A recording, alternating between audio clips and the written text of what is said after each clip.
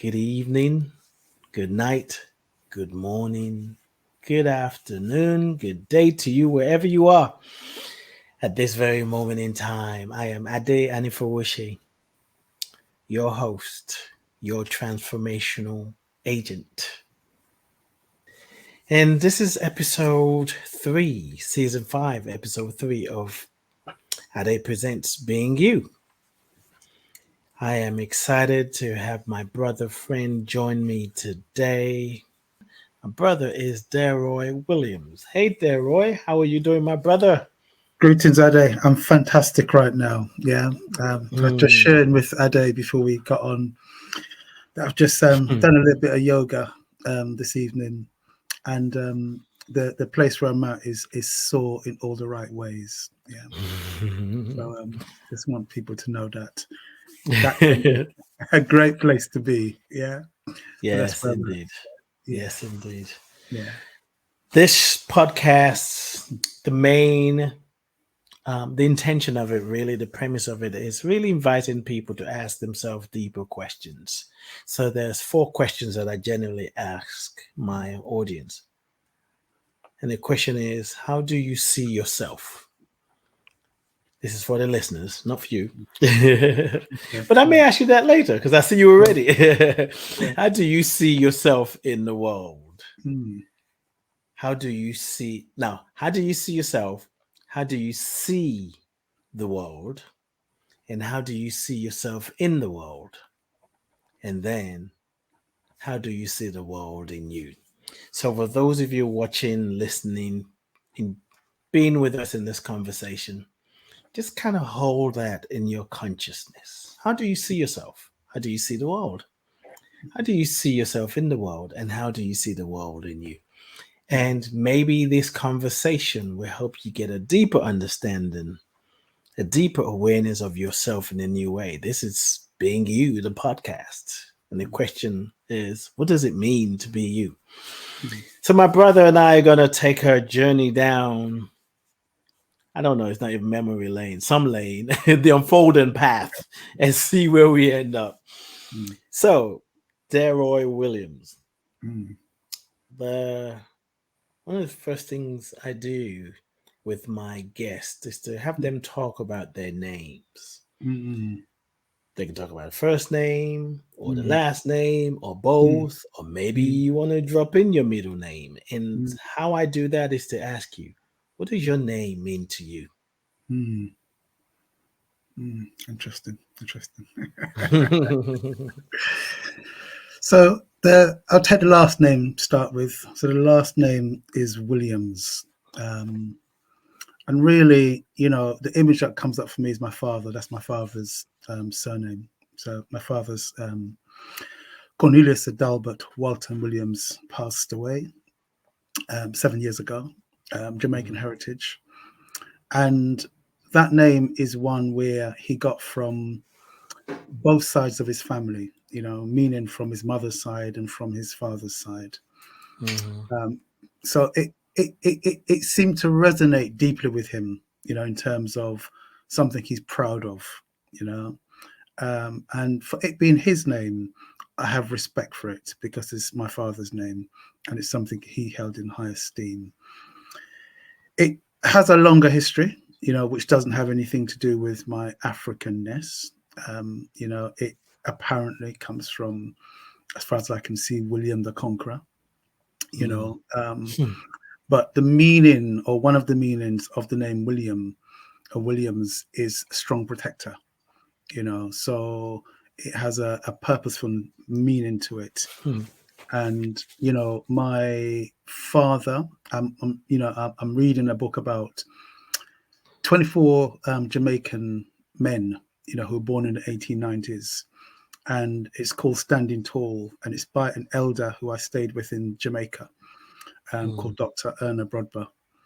And I've just started it, but in the first few pages, introduction chapter that I'm starting to read, I see my father. I see my Hmm. father. I see a man who started working at the age of 9 in order to sustain and maintain his family, Wow. and that is something which the book goes on to say is something which is common in Jamaica, and I'm sure in the Caribbean, and I'm sure in continental Africa, that a lot of African heritage men start to work hard to maintain and sustain their families from a very early age. Yeah. Yes. So even though, you know, it may be a name that has come through a kind of tarnished route in many ways, you know, I see evidence of a core about the nature of someone who holds that name, like my father. You know, it's a strong protector. That's a function, you know, of one of my names, you know, to be a strong protector. Obviously, you know, That you are. yeah, so that's my thing.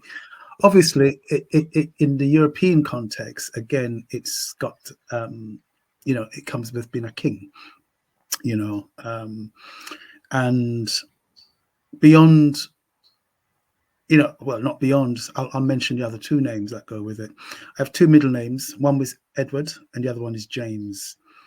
And all three of the European names I've got all are to do with kings in the English tradition, at least, in the English stroke French, Anglo-French tradition. So it seems as if there's something about me which is related to being kingly in some ways. Yes. That's before I get to my first name, which is Delroy. And Delroy is an old Jamaican name. Yeah, you got Delroy, you have Elroy, you have Leroy. You know, some other names you might get is Royston, for example. They're all share the same key word of Roy. Yeah, and Roy in the Latin is king. So Delroy is of the king, you know. So again, it seems to me that there is something about my nature which has a relationship to what that function is meant to uphold and represent. So those are some of the meanings of my name, you know. I won't go into too much more than that, but there's some kind of relationship to that. For me, when I hear king as well, you know, obviously as a Jamaican, you know, we call each other king. You know, there's a recognition of the uprightness in each other, you know, the royalty that resides inside. Taking it a little bit further, for me, that kind of also connects to kind of the Christliness of oneself, you know. So it's also about that character within. And of course, if you were a Russ, you know, your image of the king to start with is Selassie, you know. So again, you know, those images invoke something about who you're meant to be, or who I am at least meant to aspire to be. Yeah, and ways of being that I am here to manifest as well as magnify. So did your mom or dad name you Delroy, and your name has an I instead of a Y? That's Yeah, unique. there's another Not story to common. I want to hear it. This is being you. What's it like to be you? that. I was christened because I come from a Pentecostal Jamaican heritage. So in my family, everybody gets blessed in a church context. And so I was christened Delroy with a Y, yeah, by my parents. I don't know who chose it actually, whether it was my mother or my father. I never asked that question. You know, I imagined them having the conversation, but I never asked who in particular decided to name me Delroy. You know, but the twist towards me using an I came because I went on a journey back in. It kind of started off a fair while before I even got to this part of the journey. But essentially, I was in the States in America, doing some I say training, but when I say training, that's the more the Western terminology. I was working with a healer from Burkina Faso, an elder. You getting some initiation rites of passage business. Yeah. So with Elder Maladoma Somé, and we'd finished a number of different programs, but we completed the kind of chief bulk of it. And At the end, we do a celebration process. And I had been in the States, and I'd been, obviously I'm born in England. It's not obvious, but I'm born in England, and I'd lived in the States for a year at that time in order to undergo these processes. And at the end of the time, we go through a celebration ritual. And although I was part of the group, yeah, I was also me. Basically, I came in with a bit of an attitude. Yeah, let me just tell you that. Yeah, I had an attitude because, for me, and it melted. It had to melt.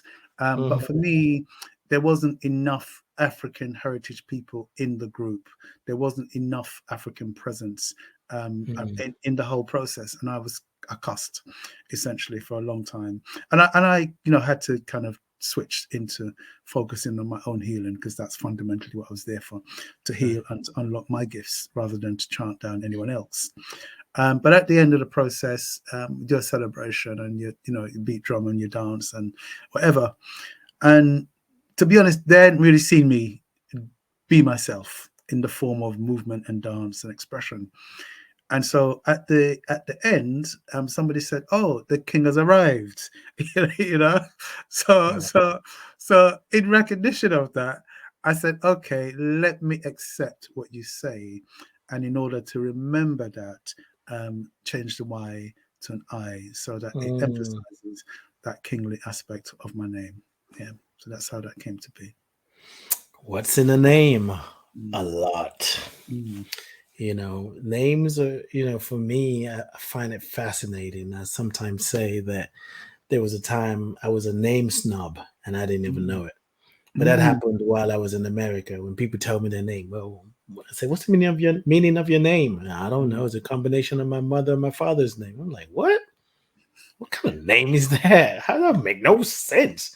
Or people say, I don't know. It doesn't have a meaning. And I was a snub. Mm. It took me a while to realize, okay, yes, the way a child is named in Nigeria Mm. is different from the way a child is named in the Western world, in Mm. America, in UK. And so, okay, in your Yoruba people, all of us really, our name has meaning and it tells Mm. a story sometimes, stories about those who came before us and the Mm. culture, the tribe. Mm. But just because some people chose to combine the mother and the father's name and give that to their child doesn't mean it's less important. Mm. And I Mm. was like, okay, I have to do, I don't know if I actually did a forgive. I guess I probably did something that was Mm. closer to forgiving myself for being a name snub. And it's Mm. not so much, it is for being a name snub, but my attitude Mhm. of like, your name doesn't mean anything, Mm. Mm. And so for a while, for a long time, names, I find it fascinating. I like to know Mm. what it means, and it can take us in different places. Mm. And Well, just to build on that, Ade, so the James in my name, I have a James, a grandfather, James on my mm, father's side, a great grandfather, and I also have a great grandfather, James, on my mother's side. wow. So the James name, yeah, squared. yeah. So the James is not just from them; it's also to connect me to both sides of the family in Mm, the masculine side. yeah. So there's something about what you say, even in the place where you might not have African names anymore, we Hmm. still name each other for who Yeah. has been before, Yes. Absolutely. without doubt. And Yes. there's a definite I have uncles, and not blood uncles, just uncle, cousin, live with my mum, people who Hmm. will just call me Teacher Jim after my great grandfather, because they see me, Mm, they see him. When they see mm, me, they see him. So they're very clear when they see me who they're yes. seeing.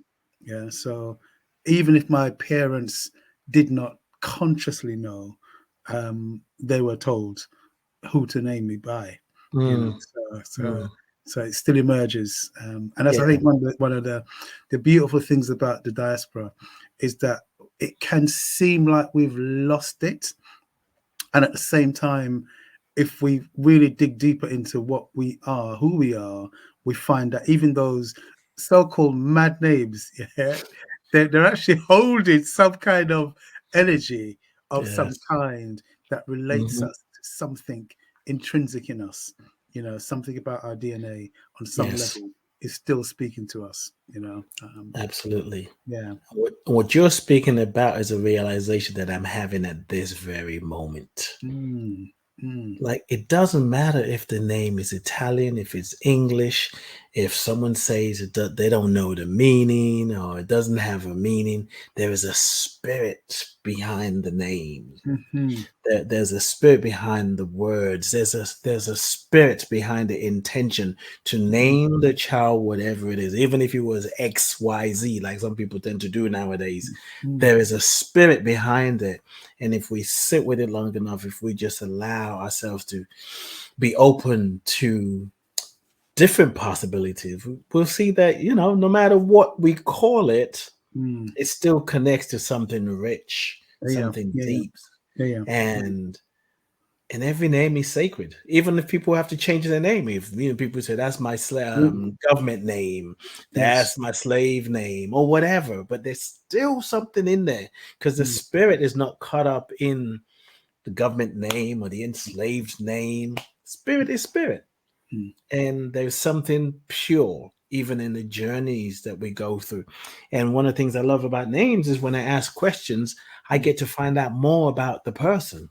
You mhm, know, like mhm, we spent some time talking about your name, and you've shared mhm, so much about who you are, the mhm, initiation rites of passage that you went through. You lived in America for a whole year, but that's mhm, just about to say names, mhm. just the meaning of your Yeah, name. yeah, yeah, And we yeah, often take names for yeah. granted. And Yes, yes, so, yeah, thank you for that. yeah, Thank you. yeah, yeah. Thank you. Yes. Mhm.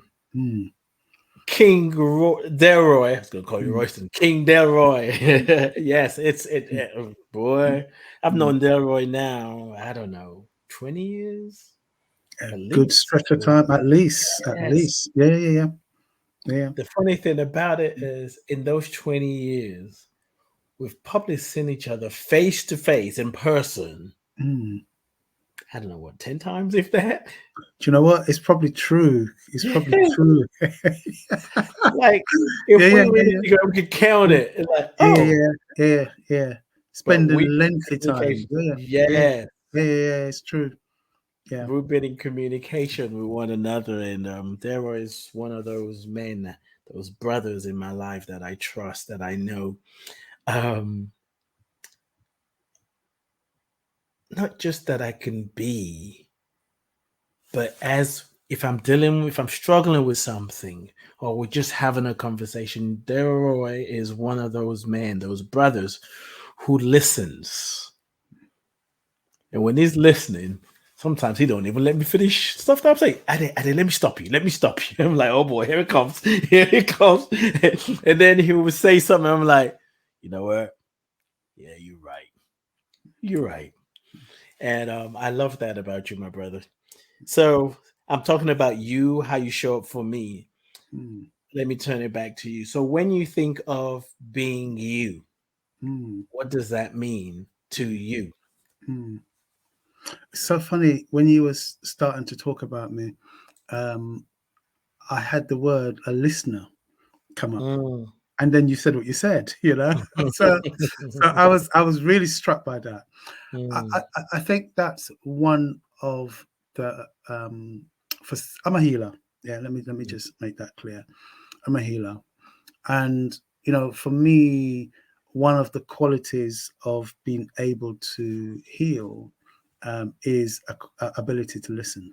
You know, Mhm. and when I say listen, sometimes it's not simply the the hearing the words, and I'm Yes. not knocking words. I mean, Mhm. I'm a wordsmith as well. Yeah, I write poetry. I write song. I'm creative in that way. But there's also something else that can be spoken in our voices, through Mhm. our voices, through the way we echo, through sound. So for me, a lot of the listening is about listening at that kind of bone deep level, Mhm. and it's an emotional thing as well. Mhm. I'm a Piscean, so I'm a water sign. And one of the qualities I understand about that is you try to be as inclusive as possible. you know, you're the 12th sign, as it were, you know. Everybody So come in. everybody, yeah. So you have to understand, and you have to be willing, at least, to give and make room for all possibilities, because they all exist. You know, they all exist. So in many ways, I think some of those qualities are in me. This drive or desire to understand, to hear, to include all, you know, and to be included. So part of my journey is a sense of, and I hear myself, I'll say the word that came up, Ade, displacement, you know, and I'm like, oh, I can't say that with you, you know. Oh, yes, you can. Yes, I can. Yes, absolutely. So we both can, you know. So I was thinking a sense of displacement, and it's this feeling of not quite belonging, you know, of not quite being accepted, of not quite being heard, of not quite being felt, you know, of the deeper meaning and intention and quality of what is either desired or being expressed, not being really felt and acknowledged. You know, so there's something about my experiences where that has happened that can leave me either wanting or having a sense of rawness. Yeah. So because of those experiences about myself, and because of my own urge to be one, you know, to be at one with myself, you know, to be at peace with my wider world, family world, and wider world, then I think that's one of the things that drives me towards this word I call, or we call, a healer. You know, so it's about unity in many different ways. You know, it doesn't have to look one way. It can look many different ways, but I think it's about that oneness ultimately that I'm seeking. A lot of it is what I would call reparations as well. You know, and coming from my heritage, our heritage, there's definitely been a rupture.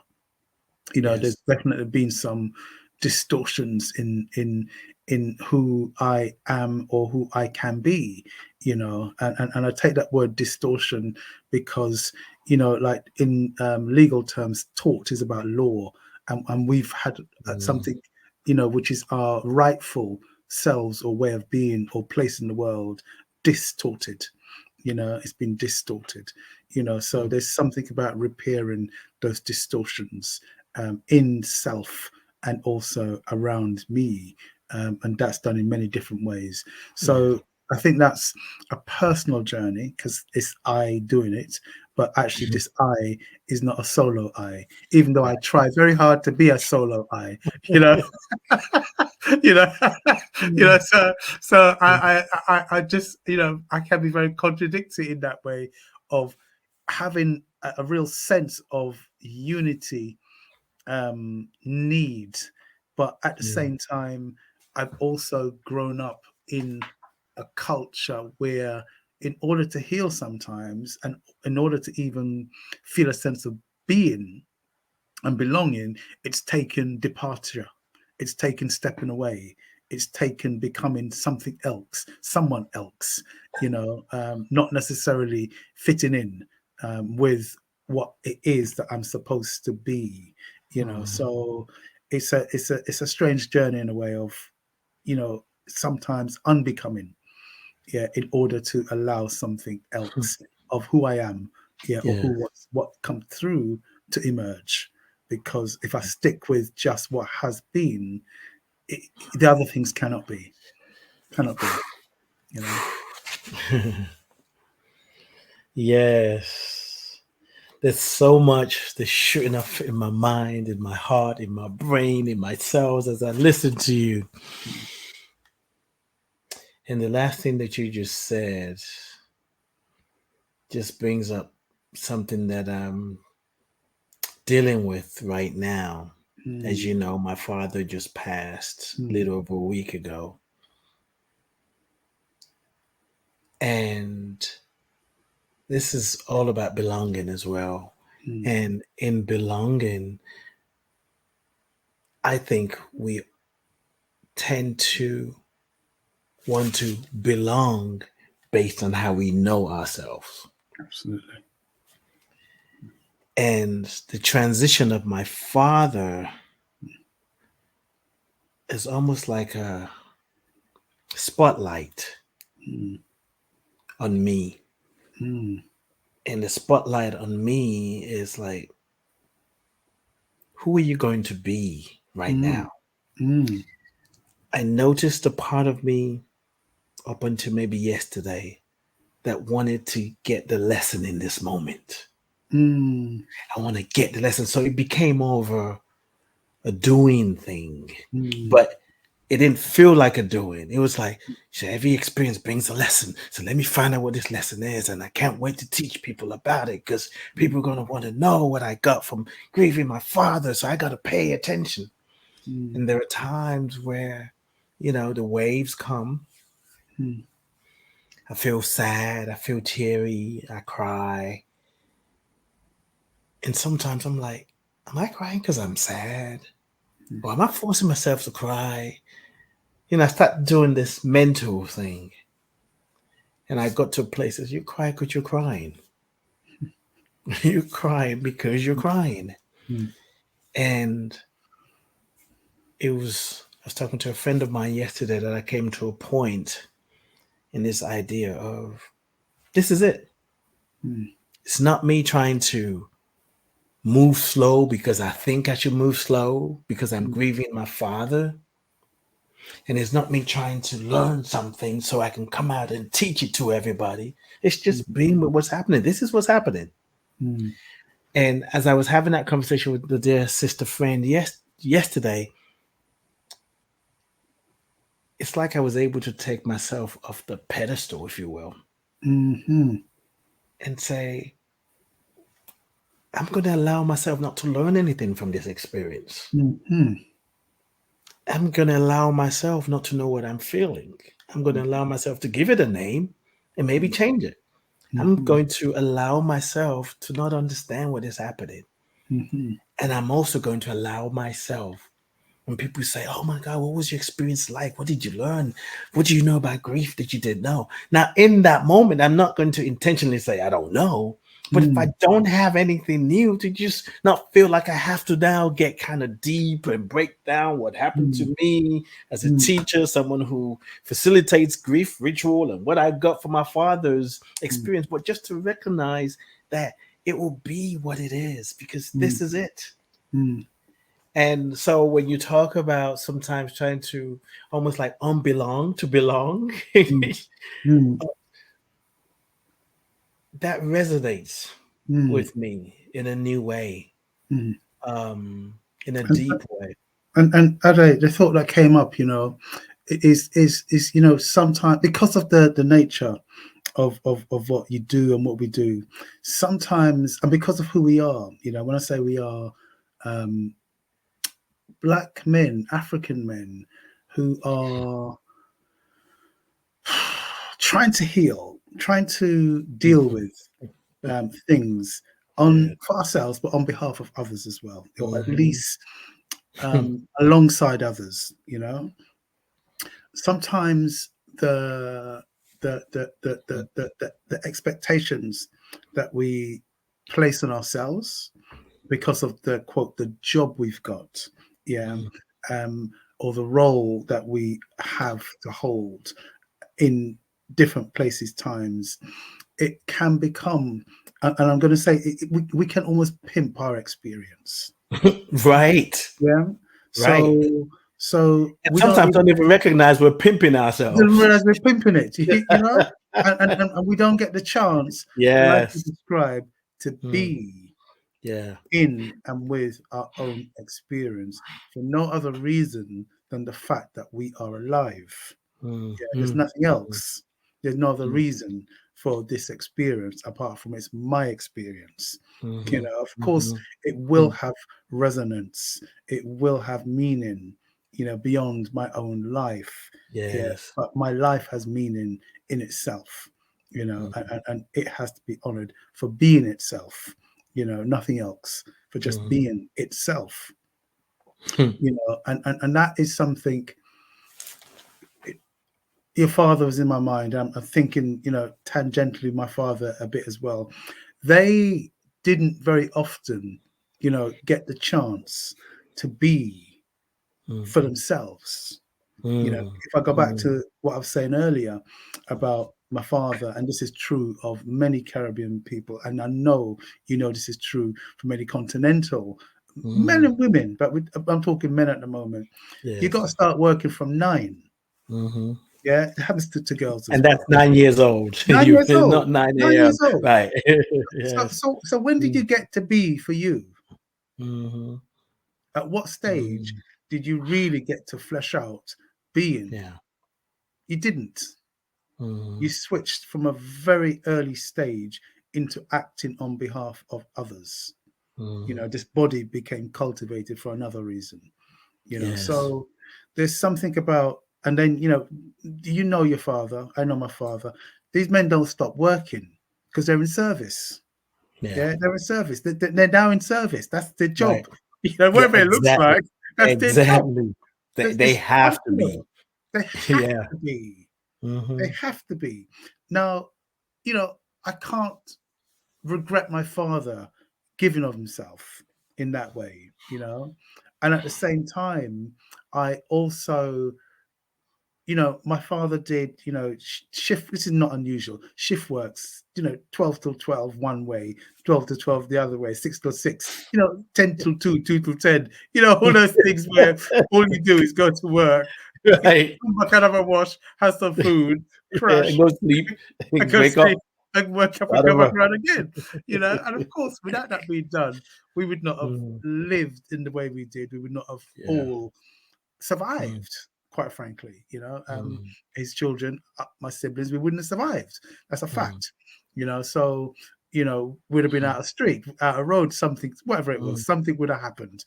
And at the same time, he didn't have, not for any fault of his, the capacity to be, to ease out of doing. It couldn't. It couldn't. He had no exit plan for doing. You couldn't. What were you going to do? In his situation, he couldn't. Yeah. Right. And so we carry some of that. Yes. That are doing something with even the most profound experiences of our lives. It has to be done with. Yes. Yeah. You can't experience loss and grief and bewilderment for its own sake. Right. No, right. you can't. Do something. You gotta learn something. You gotta teach somebody about this. So we have to allow ourselves to educate ourselves. So when I say educate, it's all the things you describe. I'm just using a different word. The term educate is to draw out.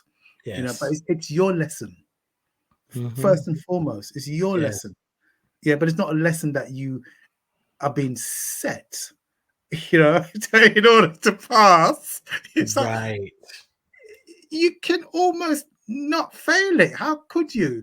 It's your own life experience. Yeah, there's nobody grading you either. There's nobody grading you. I just think I'm being graded. Absolutely. And then by people who don't even exist right now. Don't even exist. Stories. Right. Stories. So I'm preparing for this test in order to teach the people that I don't even know. You don't even know. You don't even know. You don't even know. And I think that is a thing that we have, almost like haunting us, because I think that's where we've come from. There has been this expectation, this demand even, that you do pass the test, whatever that test is. Yes. Because you're not qualified, you can't be, because you're African anyway. Do you know what I mean? So you got to pass a test of some kind. Right. Yeah. You got to stacked against you, so you got to rise up. You got to. So it's one where, and I think the sisters do it brilliantly in many ways. When I say brilliantly, I'm not saying men don't do it, but it seems to me that more of them have been able to master sufferation, just living. with all the things that happen, and mm, also to kind of march through creating their own world. Yeah, mm, and when I say creating their own world, I mean the stories that they then tell, mm, from their experiences. It seems that they've got a better balance overall in mm, being able to be creative with their resources, and I mean their inner experiences, than what mm, we've managed. And that can be structural, yeah, because mm. the way that things have come on us, so we don't even realize that things are pressing us into Yes. delivering our gifts, our babies, before they're even anywhere near grown. Mm, You mm. know, they're not ready.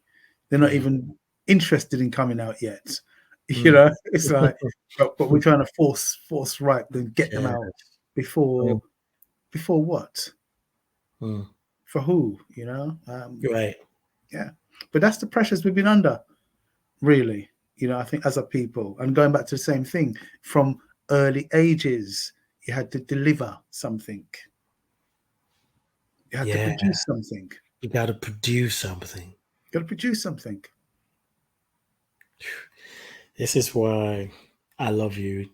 And, we've been talking about doing this kind of thing for a long time. I mean, Mm, maybe this year or maybe late mm, last year. mm, And, I know that I have several friends, mm, maybe not several, maybe a couple, maybe three or four, mm, that we could have a good conversation. Or mm, let me say it this way, over the years, I've been doing broadcasting since before 2004, maybe 2002, somewhere around there. But mm, anyway, I've been doing, but my point is, there are people that I speak to when we're just on mm, the phone and we have mm, this great conversation. mm, And some of those people, we've said, oh, we need to do this on the show. mm, And somehow when we get on the show, it doesn't feel the same for me. mm, It doesn't feel like, it was like, it didn't translate. mm, And sometimes I'm speaking of a test, I sometimes will feel like I failed or something didn't mm, go right. mm. And those experiences have taught me that the minute you introduce someone else into a conversation, it changes the dynamic, it changes the Yeah, energy. yeah. So somebody can say, well, it's just the two of you talking. Well, Mm, just by the mere fact that the listeners are listening, watching, mm, it's changing the conversation. yeah, However, what I can say is what's happening for me is, which is, it feels like it's new in this moment. It feels like mm, it's new. mm, mm, That mm. because I didn't want to I didn't want to bring, oh, let's, even though that was part of my thinking back then, Yeah. let's bring this juicy conversation to the So, brothers. I'm gonna ask, just hold you a second. I tell you He's why. listening again. He's listening. Go ahead. Go Yeah, ahead. yeah, no, it's beautiful. It's beautiful. So one of the things I think we both do, Ade, I don't know. It keeps coming up. We're African, yeah. And the reason I'm saying that is this: we are what you just described, right? It's like those, those they talk about those experiments they do in quantum physics. The Mhm. observer, so the Yes. observer changes the That's reality. it. That's what you're Yes. describing.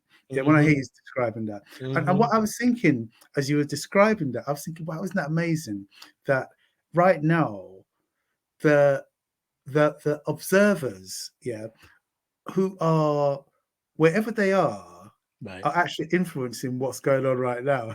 Right. Yeah, Right. yeah. Even though Hmm. I don't even know how to say this, even though the time Mm. is not set. Mm. So I think one of the things we Mm. in Western terms, yeah, one of the Mm. words they use for someone like me or someone like you is shaman, you Mm. know, and because you play with time and space, yeah, you go on these journeys, you Yes. influence energies, you Mhm. transform a being, dynamics, situations, circumstances, you influence the world, your society, Mhm. bodies, that's some of the things that happens through people who are healers in particular ways, Mhm.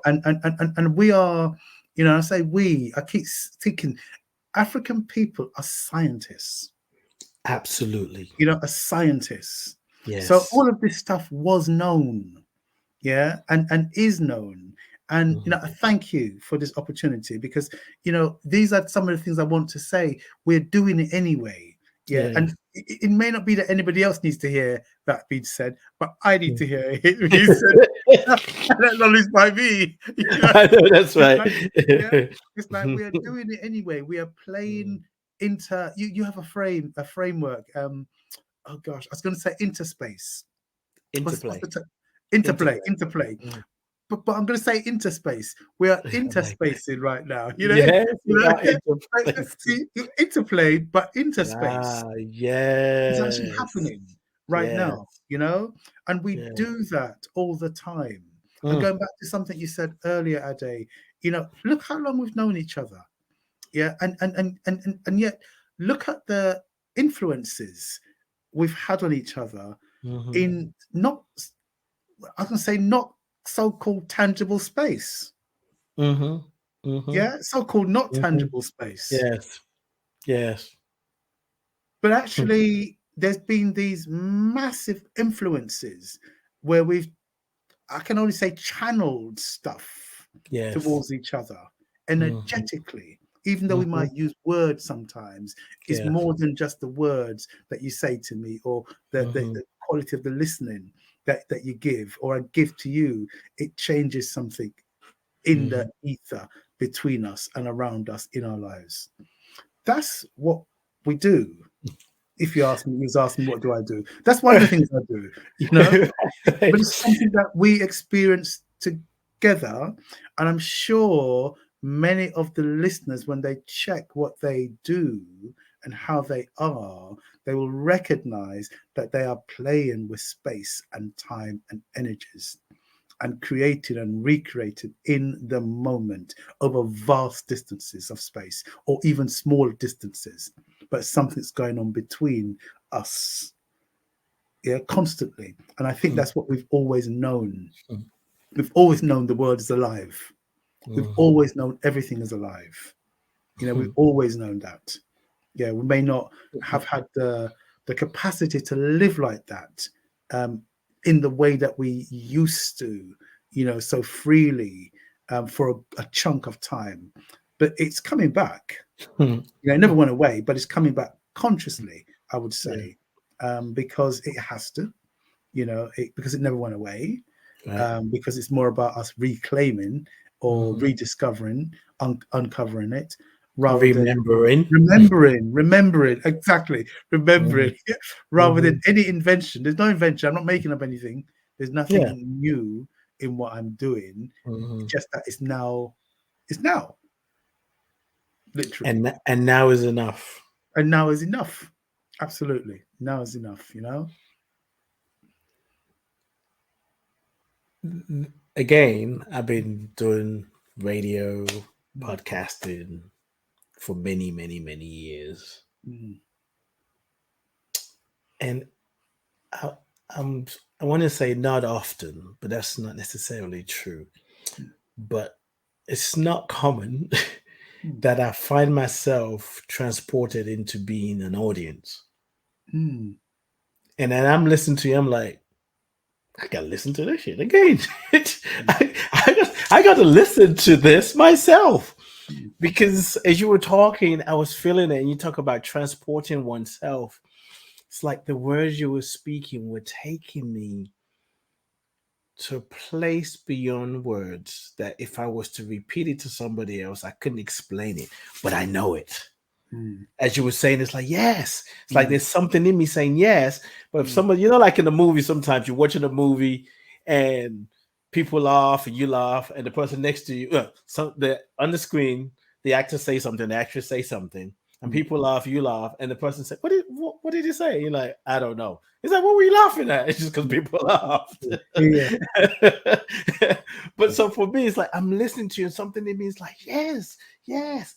But if I was to repeat it now, like, hold on, let me go listen to that again. And I love the sort of transporting and remembering that is happening.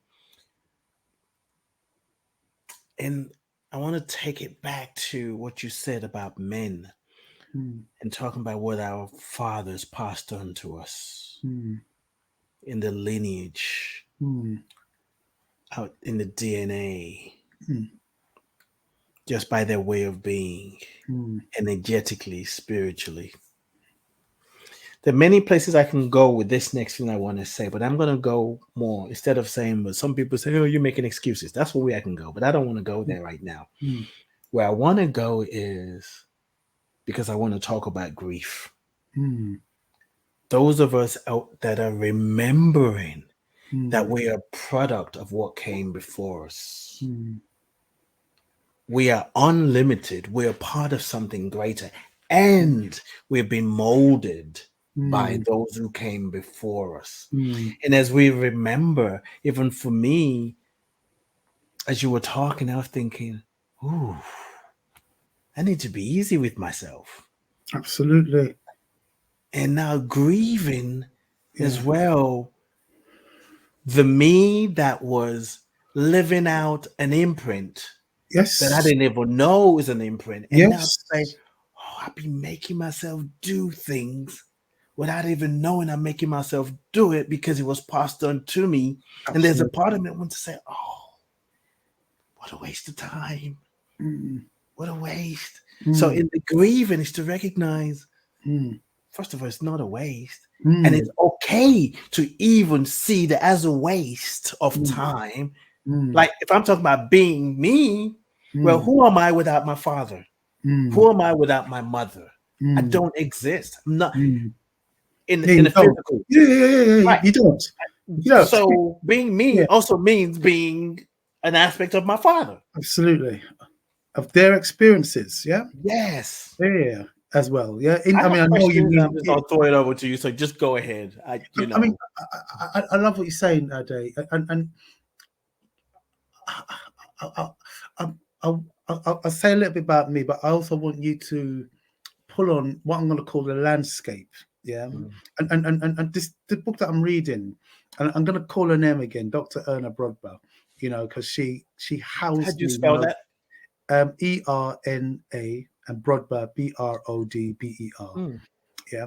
So I stayed with her. She runs a place called Black Space in Jamaica, in St. Mary. Yeah. And that's where I stayed with for 2 years when I lived in Jamaica. And it's Black Space. It literally means black space, and she mean black space, So just like powerful elder, This book I'm reading, what it's done, it's just talked a little bit about, and I'm just starting the influence of capitalism, the plantation capitalism, the post emancipation situation, excuse me, in Jamaica, the more recent advent of like the bauxite companies and stuff like that. But what it describes is the impact of basically white capitalism on the black Africans in Jamaica, even to the extent of where people lived in terms of who grabbed the most bountiful piece of land, who have to go up into the hills because that's the only place you can get. Who then has to migrate from the hills down into the cities or the plains because of economics again, all these kind of things. And then who eventually, we've gone through this quote unquote Windrush stuff, who eventually has to migrate because there's not enough work going on the land that can sustain them and their families. Yeah. So when I'm reading this, all I can see, my mom come from this part of the hills over there, so they went up there to get away, and that's where they can get a piece of land. My dad's people went up the hills over there to get away, and then eventually, my mom from one set of hills, my dad from one set of hills, come down and fly off to here. All because of they came down the hill to run away. Economic forces. Now they couldn't. Not that this is true for every Jamaican or every Caribbean or every continental Africa. It's not true for everyone. But some of them couldn't escape the influences of what was impacting on their countries, their nations, their societies. Yes. They had to respond. Right. Absolutely. Now, their response is what brought me and you here. Right. Right. Yeah. So the Right. pressures that our parents Mm. felt, yeah, not only did they have Mm. to navigate themselves in their lands as they were growing up, but they then had to respond to the continuation of the pressures that were put on their ancestors Mm-hmm. in their Mm-hmm. time. Mm-hmm. Yeah. Mm-hmm. And then birth us in the land of those oppressors. Yep. Now, we're going to be carrying some stuff as a result of that. Yeah, you know what I mean? Yeah, We're it's born on the like foreign land we're to born on our nativity. so I mean, we because we're displaced, as in we're living in a foreign land, we don't even have the context of our families back Mm. home to hold Yes. us. Yes. Of course, you don't understand stuff. How are you Mm. going to understand and know who you are? Because the question you ask, who am I? Mm. I'm still discovering who I am Right. because Never I ending didn't really know story. my parents. Mm-hmm. I didn't really, I mean, living in Jamaica helped me, but if I hadn't gone there, there's certain things about where I'm from I could not understand because I Mm. just didn't have a bigger vision. Yes. I didn't have the kind of sense to get out of the personal. Like, oh, it's mom and dad. It's like, of course it's mom and dad, but mom and dad were part of a much bigger story. Right. Right. You know, Right. Right. you know? They did their individual responses, but they Mm-hmm. carried with them what they had in them, good and bad, Yes. to the best of their abilities, because the thing that they did was make that jump. Now, I was thinking about going back to JA and there for 3 years. I'm like, boy, that was tough. It's like, really? Was that tough compared to what mom and dad did? It's like, no. It's like, Mm. no. Mm. You've been in the States, you know Mm. what happened to you. It's Mm-hmm. like, and I was thinking, Mm-hmm. oh my gosh. And I think it's what I've done is something. No, Yeah. it's nothing compared to what they did, Right. And so, because we also have the luxury of growing up in this space, we get to look at all these things.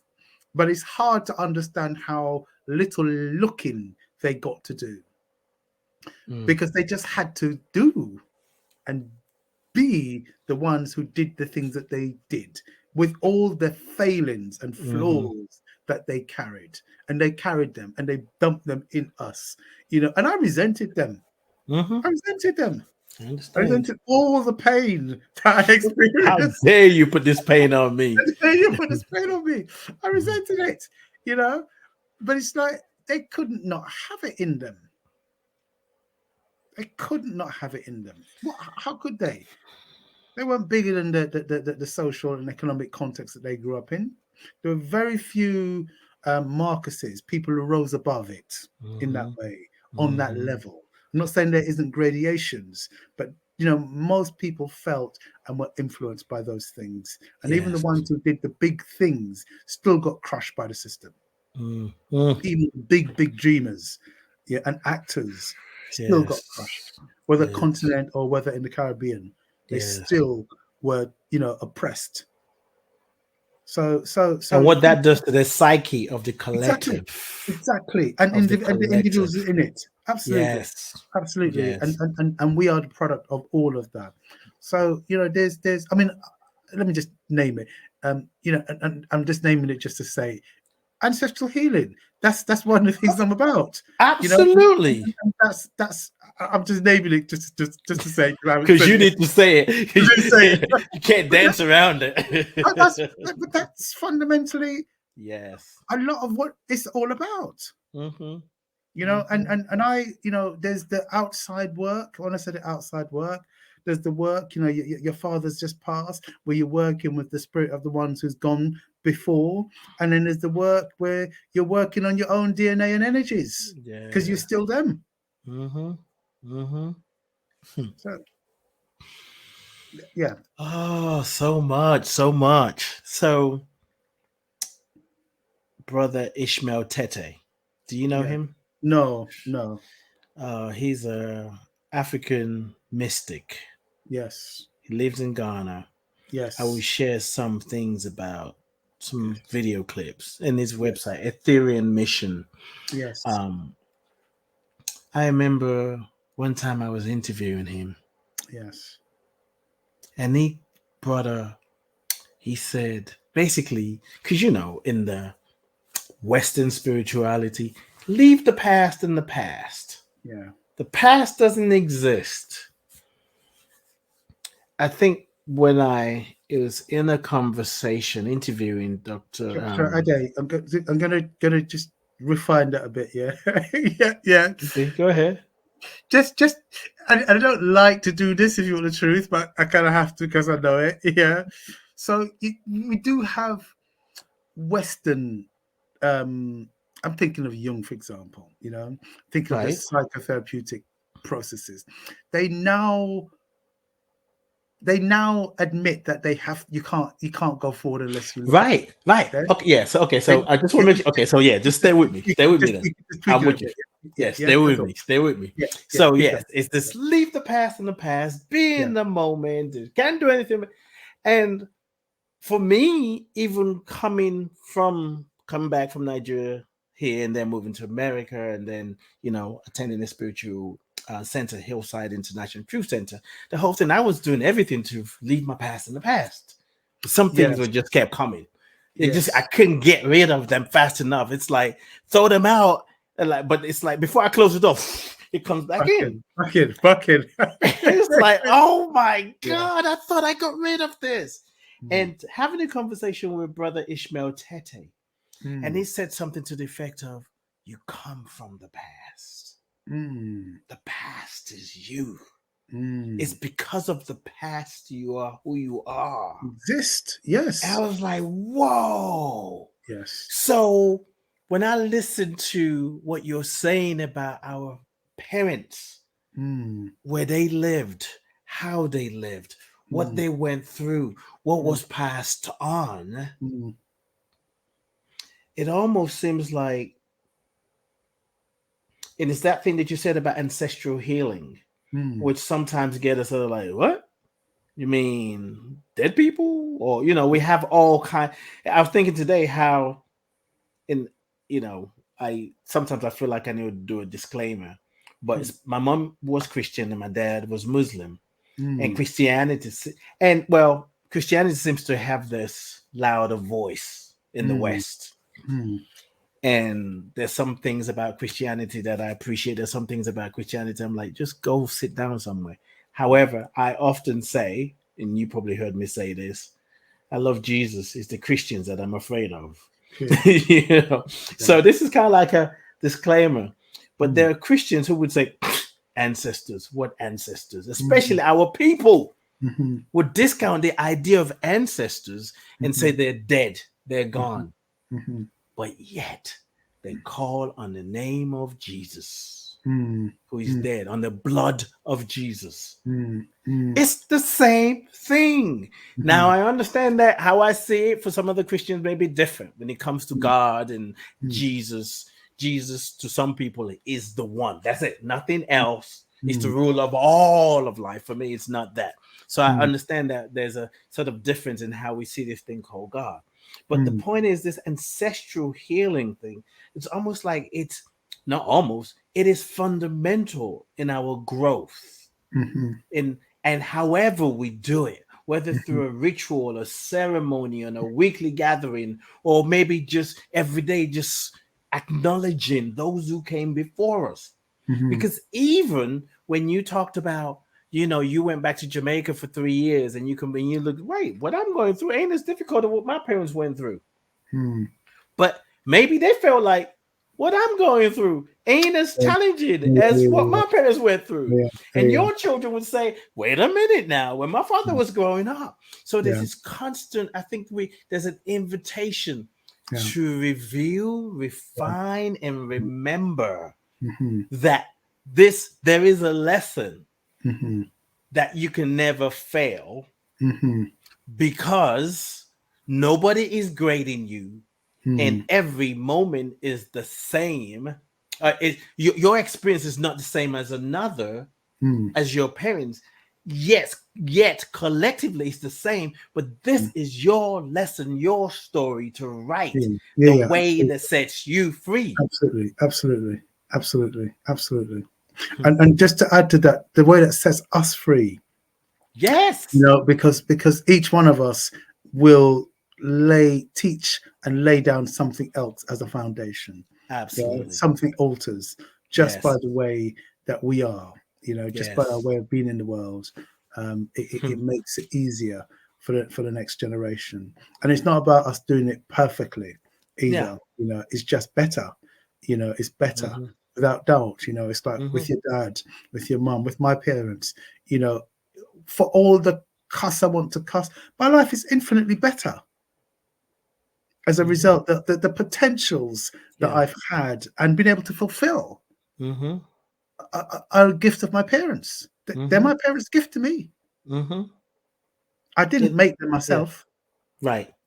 In their struggles and their Yeah, pain, there were prayers that they were praying that's right. That's right. that we become. That we become. There are thoughts that they were holding for a better Absolutely. life for them to Absolutely. have something different, to not have Yes. to constantly live the pain, the struggle that we become. We are an embody of those thoughts, Embodied. those We intentions, embody. Absolutely. We embody and that. we Yeah. keep passing that forward. Yes. Absolutely. Absolutely. So And to rather go than back trying to destroy the past, to recognize it's and loaded with messages. even to extend that, Ade, go back to, like you said, about the naming in the Yoruba tradition.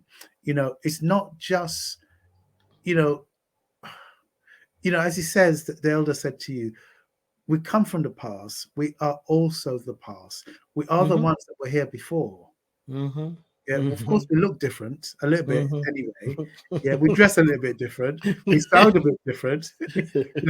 We got a little bit more of a twist combination to us because we were mixed with somebody different in this Mm-hmm. time. The Mm-hmm. partners who met bring that influence, so we're a bit different. Yes. We're a bit different, but actually, we're the ones who've come back again. We are literally, the meaning of that word, reincarnate. We are back in the Mm-hmm. flesh again. Mm-hmm. Yeah, but it's the Mm-hmm. spirit that's been here before and is now making the journey again. So it's not even a kind of made up stuff. Stuff doesn't disappear. We know that. So what is it that comes back here? It must be the Mm-hmm. being of those who were here before. Yeah, It's a cycle. It's a cycle. absolutely. It doesn't So disappear, it it doesn't disappear. transforms. It It transforms. Absolutely. transforms. Literally, And literally. that's what we're doing And no that's what matter the situation. We're absolutely. transforming energy, Yes. we're transforming the stuff.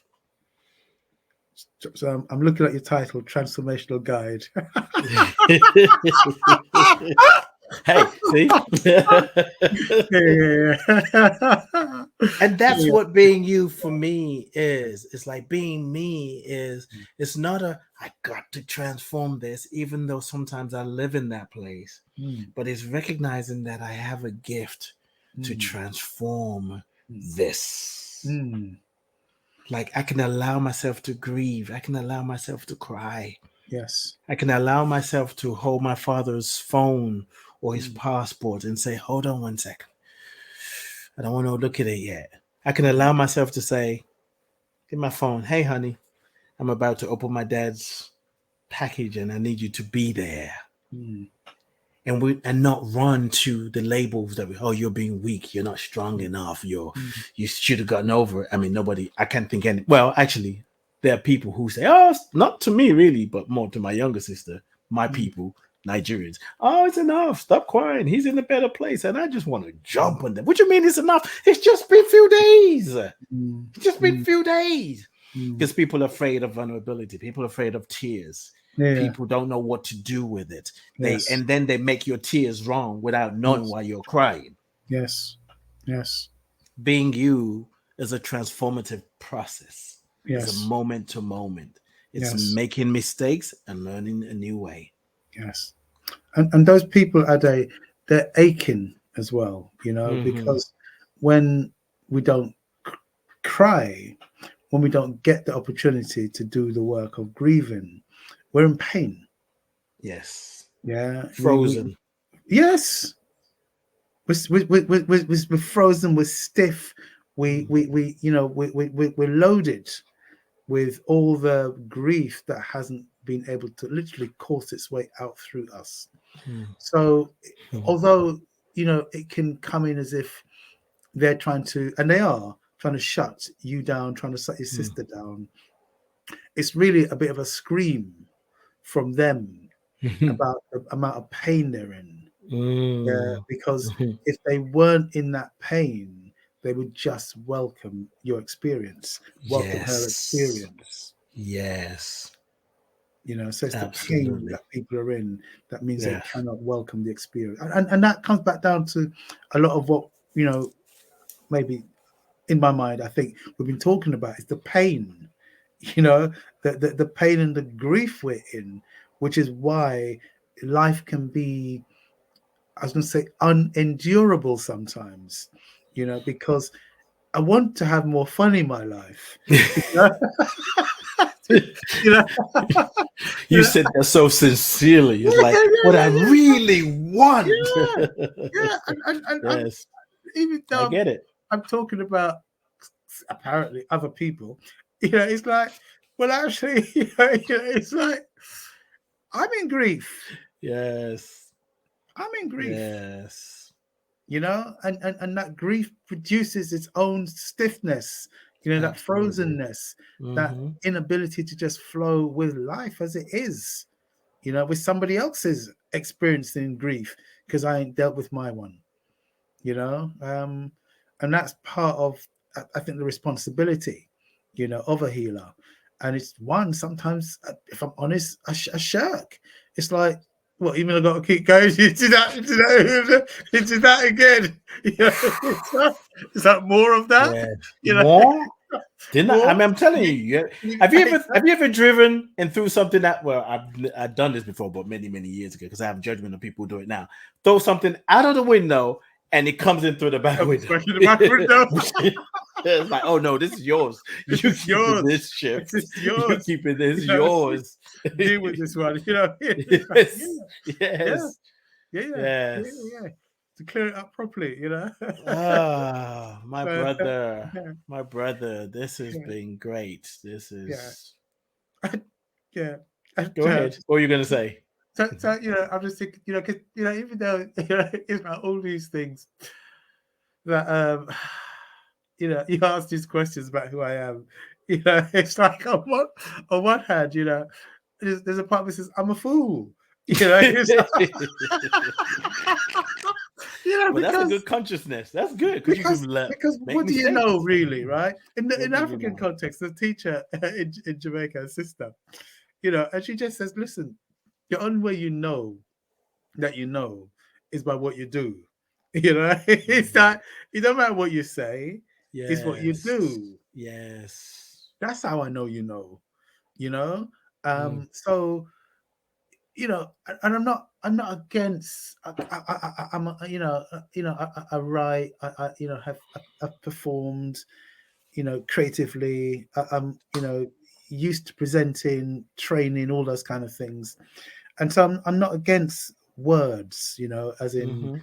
the usefulness and the efficacy of words. And, Yes. and yet, there's such a limit to the, I can say, the meaning of words. Mm-hmm. When I say the meaning, the power and vitality of them, Mm-hmm. because they only matter when they're backed up, really, by action. Yes. Yes. Yes. And when it's backed up by action, you don't need the words. You don't need the words. You don't need the words. You just are. It is so. It is. It It is is. so. Yeah. And hence the action speaks louder than words. Yes. Yes. Because many times we can say things we don't even mean. We don't And we even can need. say passionately, we can use the right body language, we can sit up, we can move, look directly at the camera. But your actions tell it all. Tell it all. I have enjoyed sharing this conversation. Mhm. What would you like to say, share before you go? Maybe something that's bubbling up for you. Maybe even you might say, "Ah, that's kind of off topic," or maybe Uh, something you're up to that you want to share with the listeners. no, I'll tell you what. I'm curious. I'm curious. Let me tell you the truth. I'm curious. I'm curious about what those other questions are that you ask. Yeah. So I'm like, have we asked? Have you asked all those three other questions? I'm curious what those questions are. That's what's in my mind. That's why That's you and I what- get along. Yes. yeah. So I'm not even gonna address. I'm just curious to hear what some of those Mhm. questions are. Yeah. Well, so here's the thing. Yeah. I depends on the guest. Sometimes I have some questions as things I want to pull out, depending on who the guest Yeah. is. Yeah. I might just kind of write some things down and I refer to it. The ones I was thinking when you said, for Mm. example, you asked about name. Yeah. What were the Mhm. other ones? Yeah. Oh, the other one is, what does being you mean to you? Okay. Yeah. Yeah. And my shows, radio shows, podcast is a conversation. Yes. And Yes. just Yes. like you and I do, we Yes. did.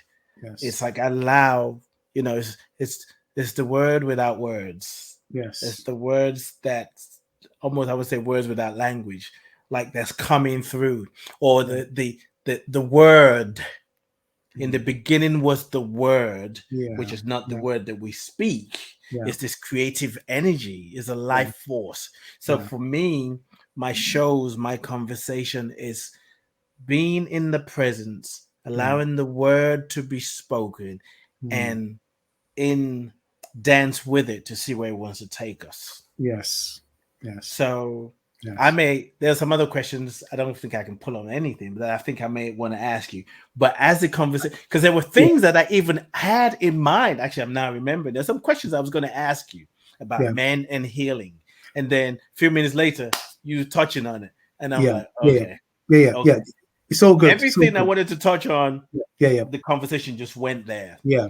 Yeah. And Yeah. that's a sort of way of, it's a, it's an interesting way of surrendering to life. Absolutely. Absolutely. Absolutely. Absolutely. It's Go ahead, Eddie. Go ahead. now just going to say, it's that awareness that something greater, something more, something beyond my own intellect is Mm. happening, and Yes. I am a part of it. And Yes. I could be more fulfilled if I learn to yield and Yeah. become one with what's to happen. And it can happen anyway. It doesn't matter if it's 9 to 5. It Yeah. doesn't matter. It's Yeah. because in intelligence Yes. knows, Yes. and it shows in the action, Yes. Yes. because it is intelligent, it is intelligence, and it Yes. guys like show up like this, say this, and you know what I'm talking about, Yes. because you know how you be at your 9 to 5 sometimes. But anyway, Yeah. Yeah. that's a whole different conversation for another Yeah. day. Yeah. Yeah. Yeah. And I just want to say, to answer your question, it's so beautiful what you just said. Yeah. I'll tell you, you know it, and I'll explain more.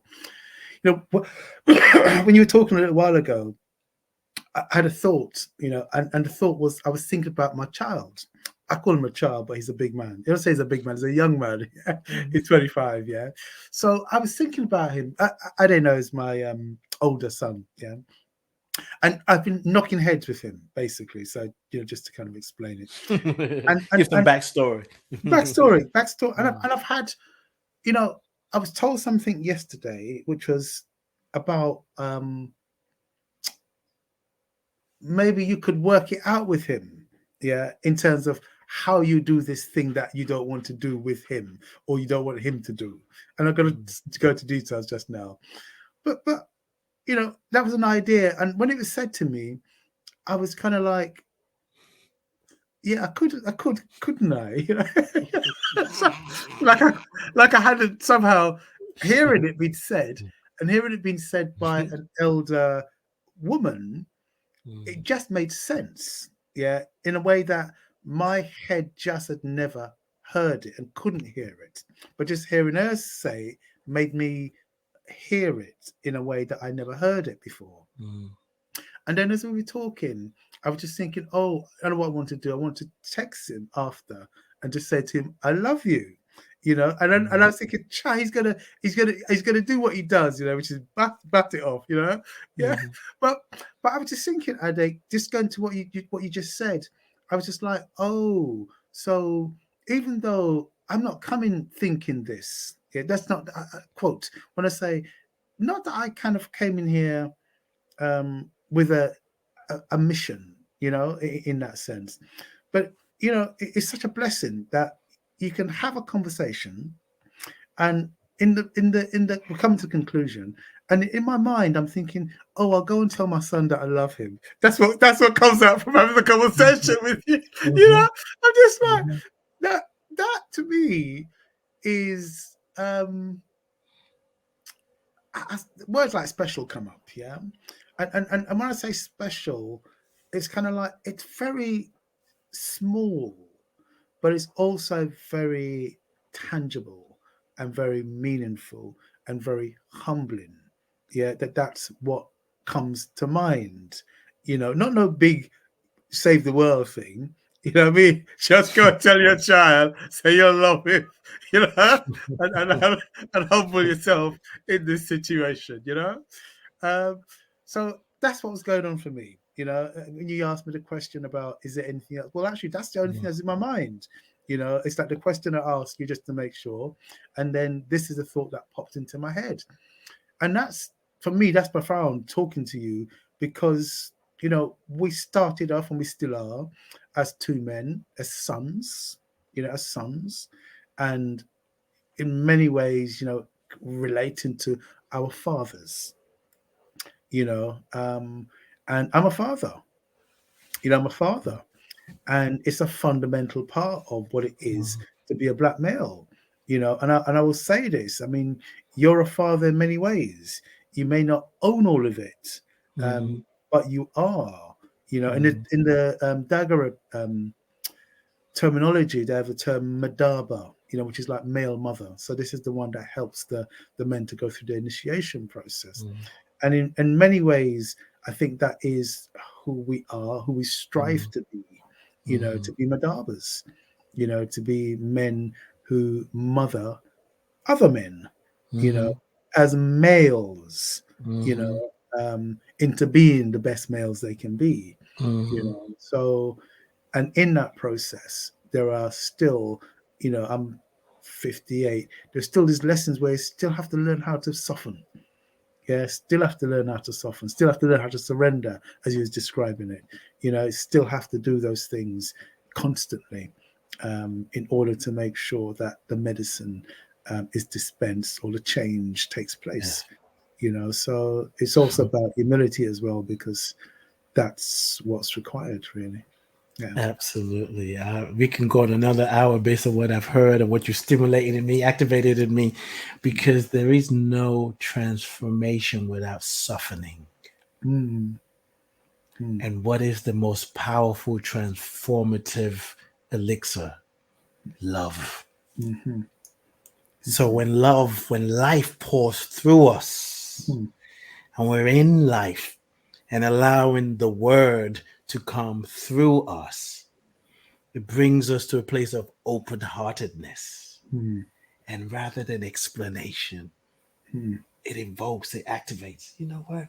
Yeah, we've been butting heads, but I love you. mm, Ultimate transformation. mm, And even in that place, I don't know, but even if people appear to do the things that they've done before, mm, that act, because of where it came from, leaves an imprint. mm, My father said to me, I share this with you, the last time I supported him in bathing, and he said,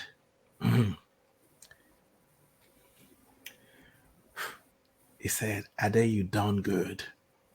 My father has never said that to me before. Not like my father never told me I done good. It's none of that. It's just he does. I don't know him to talk like that. He mm, just finished. He dried himself. I dried him off, and he went, Ade, you done good. mm, And I remember when I heard it, I was like, is he saying that because I helped him support him bathing and mm, he feels good?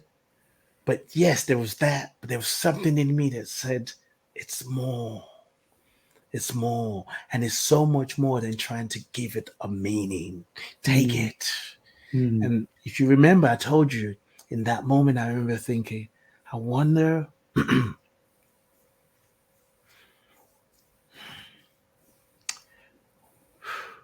I said, I wonder if this is going to be the last time I bathe my father. And it was. Simple act. Either you've done good. Yeah.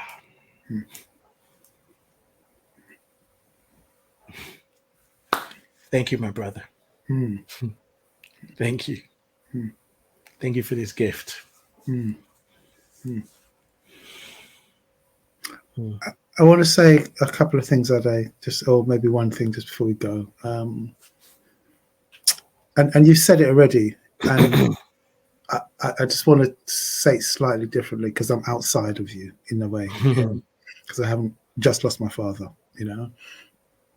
and it's go back to what you said about the lessons, and I'm going to say something, but you already know it, and I just want to put a word on it and frame it slightly differently. It was a blessing from your father. Yeah, it was a blessing from your father, which I know you know, but I just want to use those words. And we have stories. I want to say we have stories. We have the stories of the Last Supper, for example. We have our own Last Suppers. You have your own Last bathe, bath. And they're as profound an experience as any story in any other book. Yeah. So you have time, and I know you have time to sit with that experience, and you don't even have to talk about it, is one of the things I want to say. Yeah. And yet it is what it is. It's a profound experience. Yeah, it's a profound experience. So I'm just encouraging you to, because we have, when I say we, and I'm not knocking Christ or anything, but we have religions, and yet we have our own stories akin to any of those stories. Absolutely. Yeah, right now. Absolutely. Absolutely. Yeah. That's a good place to leave it. People go to an old story and keep trying to regurgitate that old story. It's like a new story is being written right now. Right now. Thank you, everyone, for listening, for tuning in. If you're so inclined, like, share, subscribe. And I genuinely mean that. If you've watched this far, I can't even imagine you not liking it. But hey, I love you. I bless you. I appreciate you. And I thank God for you. Peace and blessings. One love, brother. One love. Thank you, my brother. Thank you.